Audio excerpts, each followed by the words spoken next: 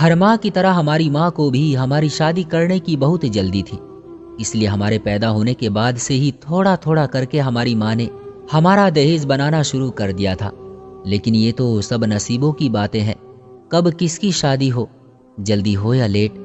Mummy हमेशा हमें कहती कि अपने अच्छे नसीबों के लिए ऊपर वाले से प्रार्थना किया करो। मेरा नाम प्रिया है और हम 2 बहनें हैं।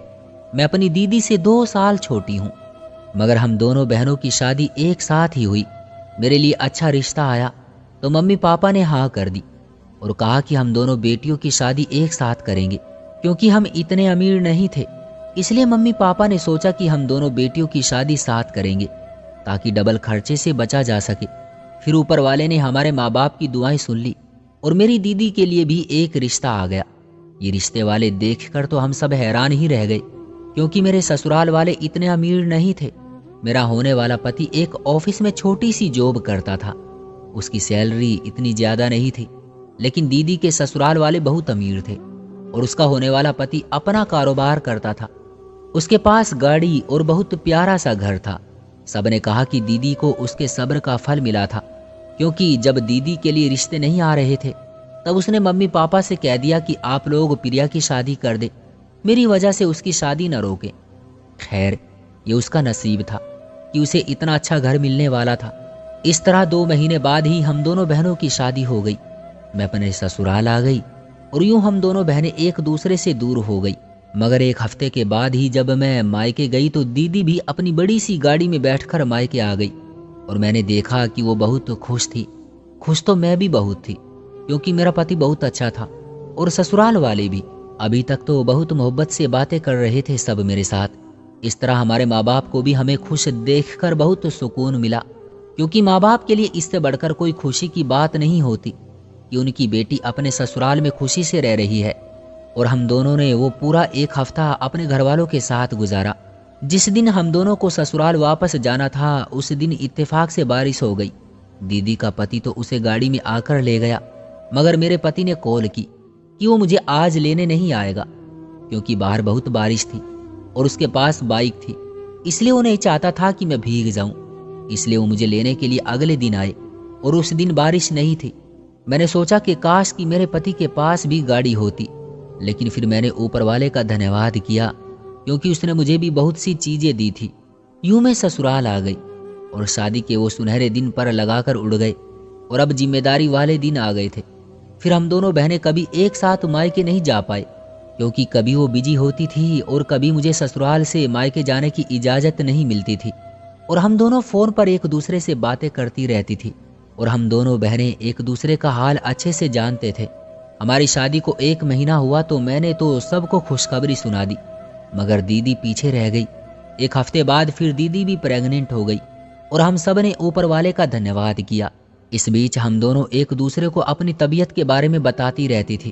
उस बीच हम दोनों की तबीयत खराब थी, मगर उसका पति पैसे वाला था, इसलिए उसके लिए ये समय ज़्यादा मुश्किल नहीं रहा, क्योंकि वो अपना चेकअप करवाती रही। मगर मैं पैसे की तंगी की वजह से डॉक्टर के पास नहीं जा पाई, मगर उसके बावजूद ऊपर वाले ने मुझ पर बहुत रहम किया और फिर 9 महीने बाद मेरा बेटा पैदा हुआ और अपने बेटे को गोद में लेते ही मैं अपने सारे दर्द भूल गई। और फिर हम सब इंतज़ार करने लगे कि कब दीदी की डिलीवरी होगी, क्योंकि उन दिनों वो भी अस्पताल में थी। खैर, 1 हफ्ते बाद ही दीदी ने बेटी को जन्म दिया और हम सब बहुत खुश हुए, क्योंकि उसके घर में दौलत की कमी नहीं थी। वहाँ बेटी की परवरिश अच्छी तरीके से हो जाती। गरीब बेचारे के यहाँ बेटी पैदा हो जाए तो उसे दहेज की फिक्र हो जाती है। जब मेरा बेटा 1 महीने का हुआ तो मैं उसके घर उसकी बेटी को देखने चली गई।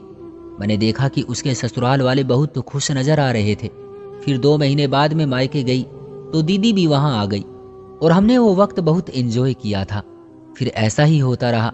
2 साल बाद मैं फिर प्रेग्नेंट हुई और मैंने फिर से एक बेटे को जन्म दिया। मेरे ससुराल वाले तो बहुत खुश थे। फिर उन्हीं दिनों मुझे पता चला कि दीदी फिर से प्रेग्नेंट है। 3 साल कब गुजर गए पता ही ना चला। मैंने ऊपर वाले से प्रार्थना की कि इस बार वो भी एक बेटे की माँ बन जाए, क्योंकि ये खुशी अलग ही होती है। मगर इस बार भी दीदी ने एक बेटी को जन्म दिया। खैर, उसकी किस्मत में यही था। मैं उससे मिलने गई तो वो कुछ बुझी बुझी सी थी। मैंने उससे पूछा, क्या तुम्हारे ससुराल वालों ने तुम्हारी दूसरी बेटी की पैदाइश पर कुछ कहा है? ये सुनकर वो कहने लगी, नहीं बहन, उन्होंने तो ऐसा कुछ ही नहीं कहा। मैं तो खुद ही ये सोचकर उदास हो रही हूँ कि कहीं वो कुछ कह ना दे, मगर अभी तक उन्होंने ऐसा कुछ नहीं कहा। ये सुनकर मैं उससे कहने लगी, जब तुम्हारे ससुराल वाले कुछ नहीं कह रहे तो तुम भी फिक्र मत करो, देखना जल्द तुम भी एक बेटे की माँ बनोगी। ये सुनकर वो मुस्कुराने लगी। फिर इसी तरह वक्त गुजरता गया और हमारी शादी को 5 साल हो गए। उन 5 सालों में उसने 2 बेटियों को जन्म दिया, जबकि मेरे 2 बेटे हो गए। दूसरी बेटी के बाद वो बिल्कुल मायूस हो गई थी। दीदी की दूसरी बेटी 2 साल की हो चुकी थी, जबकि मेरा बेटा 2 साल से ऊपर हो गया था। एक दिन मैं मम्मी के घर गई तो दीदी भी वहां आ गई। यूं ही बातों बातों में उसने मुझे बताया कि दूसरी बेटी के पैदा होने के बाद उसके पति और ससुराल वालों का रवैया कुछ बदल सा गया था। मैंने देखा कि दीदी भी बुझी बुझी सी थी। मैं उसकी हालत समझ सकती थी, क्योंकि ससुराल वाले कितने ही अमीर और पढ़े लिखे क्यों ना हो, बेटों की चाह जरूर रखते हैं। इसलिए मैंने उसे तसल्ली देने की कोशिश की, तो वो मेरे कुछ कहने से पहले ही मुझसे कहने लगी, देखो प्रिया, मैं कब से तुम्हें एक बात कहना चाह रही थी। तुम मेरी बहन हो, इसलिए मेरे दर्द को समझ सकती हो। अपनी बहन की बात सुनकर मैं उलझ गई और मैंने उससे कहा कि तुम मेरी बहन हो, तुम्हारी खुशी के लिए तो मैं कुछ भी कर सकती हूँ। ये सुनकर वो कहने लगी, दरअसल मैं तुमसे कुछ मांगना चाहती हूँ, प्लीज इनकार मत करना। मेरी बहन जिंदगी में पहली बार मुझसे कुछ मांग रही थी, इसलिए मैंने झट कह दिया कि तुम मेरी बहन हो, तुम मुझसे जो मांगने वाली हो वो मैं तुम्हारे मांगने से पहले ही दे रही हूँ। ये सुनकर दीदी कहने लगी, अगर हम दोनों अब की बार फिर प्रेग्नेंट हो गए और अगर तुम्हारा बेटा पैदा हुआ तो वो तुम मुझे दे देना, और अगर मेरी तीसरी बेटी पैदा हुई तो मेरी बेटी तुम ले लेना। ये सुनकर मैं हैरान रह गई, क्योंकि ये इतना आसान काम नहीं था। बेटी हो या बेटी, उसे किसी दूसरे के हवाले करना आसान नहीं होता। मगर मैं जानती थी कि मेरी बहन बहुत मायूस हो चुकी थी और ये सब वो जज्बात में कह रही थी, इसलिए मैंने उससे वादा कर लिया। मगर मैं जानती थी कि ये इतना आसान काम नहीं था। अगर हम एक साथ प्रेग्नेंट ना हुए तो, या फिर हो सकता था कि इस बार हम दोनों की डिलीवरी में 1-2 महीने का फर्क हुआ तो, इसलिए मैंने सोचा कि हो सकता है कि उसकी नौबत ही ना आए। इसलिए मैंने अपनी बहन की खुशी की खातिर हाँ कह दी। ये सुनकर मेरी बहन ने कहा कि ये बात तुम राज ही रखना, इसके बदले हर महीने मैं तुम्हें पैसे भेजती रहूंगी। पैसों का सुनकर मैं भी कुछ लालच में आ गई, क्योंकि मुझे पैसों की जरूरत थी। वैसे भी मेरा बेटा अच्छे घर में जा रहा था और यह बात मेरे लिए बहुत खुशी की थी। लेकिन मैंने कहा कि अगर हम अपने ससुराल में रहे तो ये बहुत मुश्किल हो सकता है। तो दीदी ने मुझसे कहा कि हम दोनों 9 महीने के लिए बाहर घूमने चले जाएंगे, तुम्हारा और तुम्हारी फैमिली का सारा खर्चा मैं खुद उठाऊंगी। मैंने दीदी से कहा, ठीक है, मैं आकाश से बात करूंगी। मैं अपने ससुराल गई तो मैंने रात को आकाश से कहा कि हमारी शादी को 5 साल हो गए हैं, हम आज तक कहीं भी घूमने नहीं गए। प्लीज, दीदी भी अपनी फैमिली के साथ घूमने जा रही है, हम भी उनके साथ ही जाएंगे, आप भी चलो ना।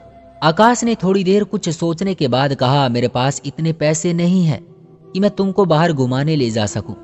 फिर मैंने आकाश से कहा कि आप इस बात की टेंशन मत लो, मैं तुमको पैसे दूंगी। आकाश ने प्रिया से हैरानी से पूछा, तुम्हारे पास पैसे कहाँ से आए? वो मेरे पास कुछ पैसे जमा हैं, वो मैंने तुमसे छुपा रखे थे। आकाश बोला, तो ठीक है, जब तुम इतनी जिद कर रही हो, वैसे कब जाने का प्लान है? जब दीदी जाएगी तो मैं तुम्हें बता दूंगी। अगले दिन मैंने दीदी को बता दिया कि आकाश जाने के लिए मान गए हैं। दीदी ये सुनकर बहुत खुश हुई।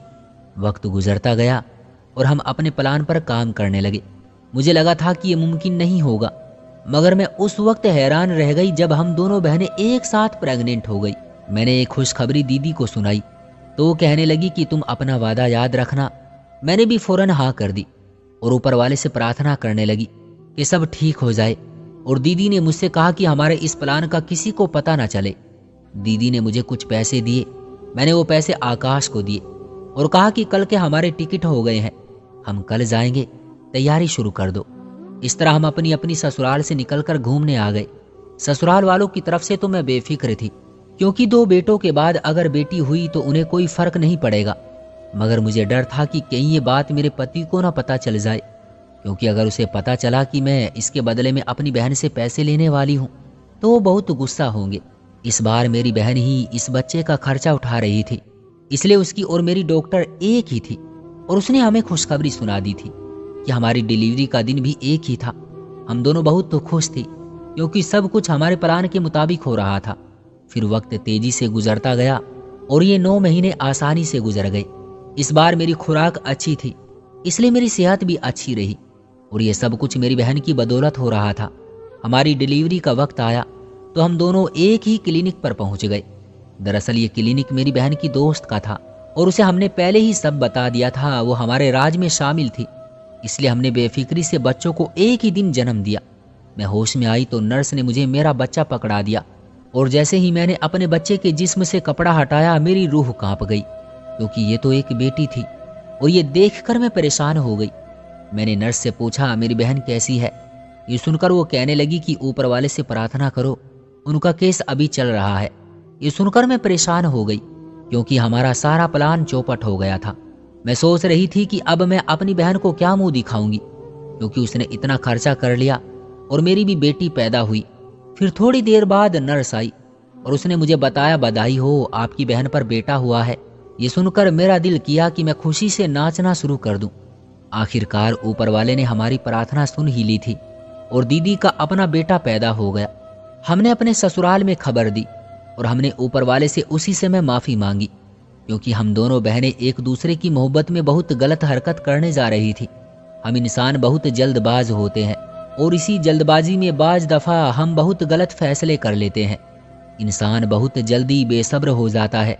हम ये भूल जाते हैं, जो भगवान बेटी दे सकता है वो बेटा भी दे सकता है। शायद ये दबाव हमारे समाज का भी है। पता चल जाए कि औरत प्रेग्नेंट है, बेटा ही होगा कि रट लगा लेते हैं। शायद हम ये भूल जाते हैं कि ऐसी बातें ऊपर वाले को बिल्कुल भी पसंद नहीं है। तो दोस्तों, ये थी हमारी आज की कहानी। उम्मीद करते हैं कि आज की कहानी भी आपको पसंद आई होगी। आपका क्या कहना है इस कहानी के बारे में? कमेंट करके हमें जरूर बताएं।